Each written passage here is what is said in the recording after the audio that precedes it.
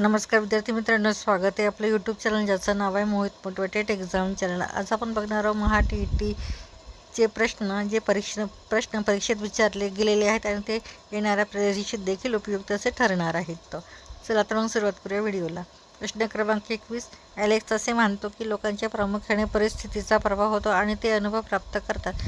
म्हणजेच त्याचा असा विश्वास आहे की मानवी विकासात हे निसर्गापेक्षा जास्त महत्त्वाची भूमिका वठवते। पर्याय आहे संगोपन, निसर्ग बदल आणि परिपक्वता। तर याचे योग्य उत्तर आहे पर्याय क्रमांक 1, संगोपन। प्रश्न क्रमांक 22, एरिक्सनच्या सिद्धांत त्यावर भर देण्यात आला।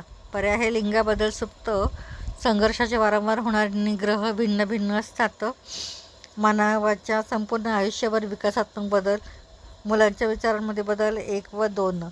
तर याचे योग्य उत्तर आहे पर्याय क्रमांक 2, मानवाच्या संपूर्ण आयुष्यभर विकासात्मक बदल।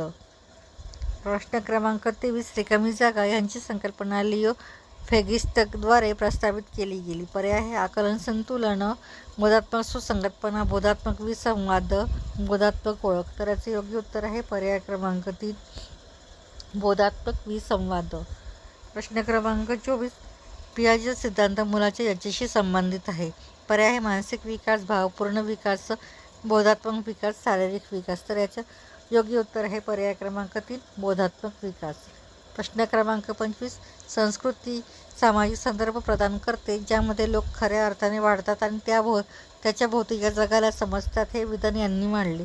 पर्याय आहे वॉल्स्की, Maslow, Stephen Bennett, C.H. Rice. तर याचे योग्य उत्तर आहे पर्याय क्रमांक 1, वॉल्स्की। प्रश्न क्रमांक 26, बुद्धिमत्तेची बिहार चाचणी यांनी विकसित केली।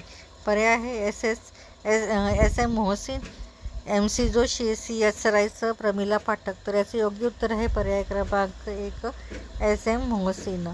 तर ही होती TET का संदर्भात पेपरमध्ये आलेले प्रश्न।